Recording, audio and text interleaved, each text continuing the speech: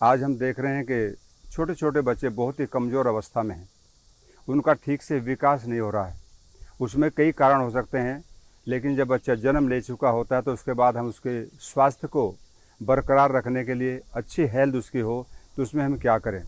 ऐसी अवस्था में एक तो सुपाच्य आहार उनको दें।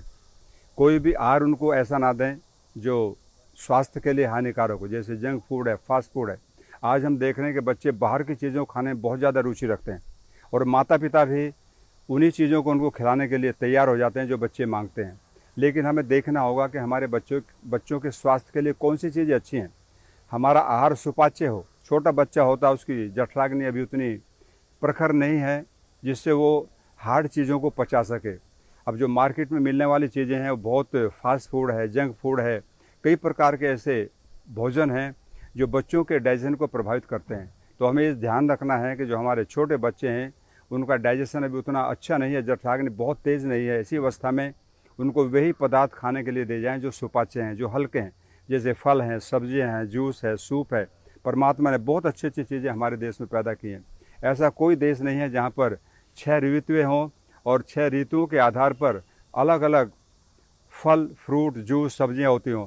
केवल भारत ही एक देश ऐसा है। तो मैं चाहूँगा कि उन बच्चों को जितने प्रकार के फल सब खिलाएं, सीजन के सब्जियां खिलाएं। आजकल बच्चे सब्जी नहीं खा रहे हैं, वो केवल उन चीज़ों को पसंद करते हैं जो मार्केट में मिलती हैं, और वे कभी भी स्वास्थ्य के लिए अच्छी नहीं हो सकती, क्योंकि उनके अंदर जो तेल और घी का प्रयोग किया गया है वो बहुत अच्छा नहीं है, वो भी विकृत है। तो ऐसी अवस्था में यदि हम बच्चों को उन चीज़ों को खिलाएंगे तो उनको स्वास्थ्य कभी भी अच्छा नहीं होगा।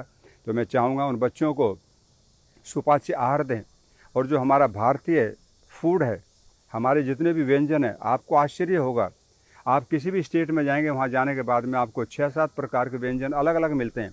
इतनी वैराइटीज है। मैं तो कई बार सोचता हूँ कि परमात्मा ने और इस देश में इन सब चीज़ों को पैदा करके कितना बड़ा उपकार किया मानव जाति के ऊपर। तो हम उनका प्रयोग कर सकते हैं। साथ में आयुर्वेद के अंदर बहुत अच्छी अच्छी चीज़ें हैं, जैसे शतावर है, बहुत अच्छी चीज़ है, श्वेत मूसली है, अश्वगंधा है।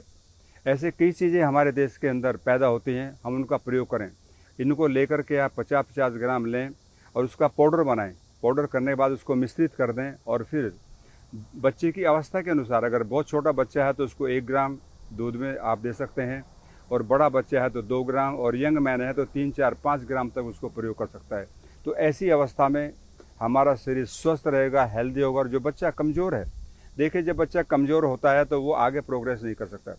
कमज़ोर बच्चे हमेशा युवावस्था, वृद्धावस्था कमज़ोर ही रहते हैं। तो उनको हमें अच्छा बनाना है तो उसके लिए इसका प्रयोग करें। दूसरा, जो तैयार मेडिसिन आती है आयुर्वेद के अंदर, एक अरविंद आसव है जो 8-7 साल के बच्चों के लिए उपयोगी है, अश्वगंधा।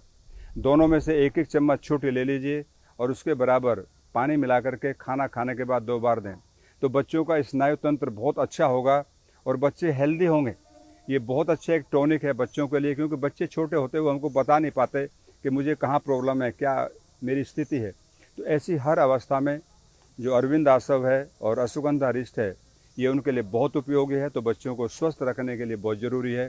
जिस देश के बच्चे स्वस्थ होते हैं तो वो देश भी महान होता है और उसके नागरिक भी अच्छे होते हैं, अच्छा काम करते हैं, तो वो विश्व के अंदर अपना नाम रोशन कर सकता है। तो इसलिए बच्चों का स्वस्थ होना हमारी भारतीयता के लिए बहुत अच्छा है, ताकि वो आगे बढ़ कर के युवा हो, और हेल्दी युवा होगा तो युवा ही तो काम करता है राष्ट्र के लिए। तो ऐसी हर अवस्था में छोटे बच्चों का स्वस्थ होना बहुत ज़रूरी है, और उनको हम आयुर्वेद के साथ में जोड़ेंगे तो निश्चित उन्हें आरोग्य मिलेगा और वो हेल्दी होंगे। Prevention is better than cure.